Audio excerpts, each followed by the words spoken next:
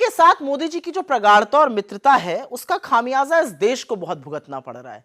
Trump ने देश के ऊपर 25% टैरिफ ठोक डाला, हमारे ऊपर जुर्माना लगा दिया, हमारी 6 जो ऑयल रिफाइनिंग कंपनीज हैं उन पर बैन लगा दिया, हमारी अर्थव्यवस्था को डेड इकोनॉमी कहा, पाकिस्तान के साथ तेल समझौता किया और भारत के खिलाफ चुटकी लेते हुए कहा कि पाकिस्तान एक दिन हिंदुस्तान को तेल बेचेगा।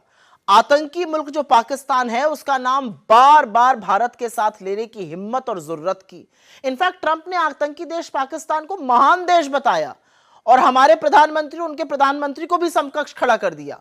पहलगाम नरसंहार का जो सबसे बड़ा गुनहगार है, जिसके हाथों पर खून है हिंदुस्तानियों का, असीम मुनीर को अपने साथ बुलाकर दावत दी। 31 बार भारत पाकिस्तान सीज फायर का श्रेय लिया और कहा ट्रेड के बल पे मैंने ये किया है। एप्पल जैसी कंपनी को भारत में प्रोडक्शन करने के खिलाफ धमकाया। आईटी कंपनीज जो अमेरिका की हैं उनको भारत में नौकरियां बनाने के लिए हड़काया।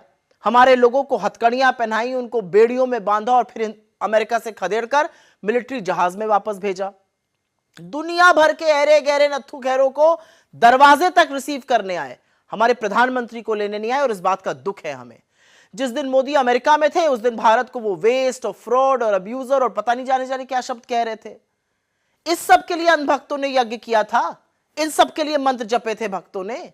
इसके लिए मोदी जी ने ट्रंप को अपना मित्र, माय फ्रेंड डोनाल्ड ट्रंप घोषित कर दिया था। इस सब के लिए नमस्ते ट्रंप और हाउडी मोदी और अब की बार ट्रंप सरकार और न जाने क्या क्या नारे लगाए गए थे, सैकड़ों रुपए बहाए गए थे। इस सब के लिए बिना न्योते के अपनी और देश की फजीहत कराने मोदी जी अमेरिका पहुंच गए थे। तो आज बड़े सवाल हैं। आज सवाल है भैया कहां है वो मीगा प्लस मागा तो मेगा बनेगा। मोदी जी आप कुछ कहिए। 140 करोड़ इस देश के लोग आपके साथ खड़े हैं, हिम्मत जुटाइए और जो व्यक्ति बार बार भारत का अपमान कर रहा है उसके लिए कहिए।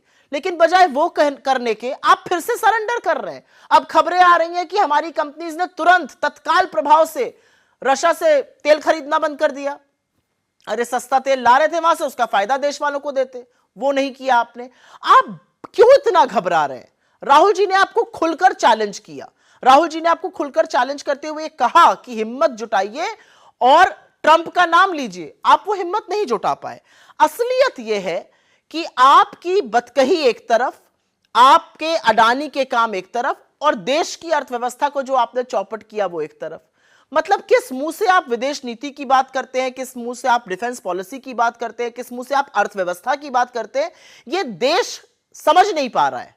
100 करोड़ लोग अपनी जरूरत की चीज नहीं जुटा पा रहे हैं। आप कह रहे हैं अर्थव्यवस्था बड़ी चौकस है, आप कह रहे हैं विदेश नीति बड़ी अच्छी है। आसिम मुनीर अमेरिका के राष्ट्रपति के साथ बैठ के खाना खा रहा है, आप 35 मिनट की कॉल ही में खुश हैं और उसके बाद भी ट्रंप आपकी फजीहत बार बार कर रहे हैं ये कहकर कि उन्होंने सीज फायर कराया है। लेकिन अब बात देश की अर्थव्यवस्था पर, देश के लोगों पर, देश के स्वाभिमान पर और सबसे ज्यादा नौकरियों पर बनाई है। क्योंकि सबका जो कुप्रभाव है टैरिफ लगने का और ये सब, इसका सबसे बड़ा असर बेरोजगारी पर पड़ेगा और बड़े संख्या में बेरोजगारी बढ़ने वाली है। तो कुछ तो कीजिए, हिम्मत जुटाइए। 140 करोड़ लोगों के प्रधानमंत्री हैं आप, पूरा देश आपके साथ खड़ा है, आप मुचुराते घूम रहे हैं।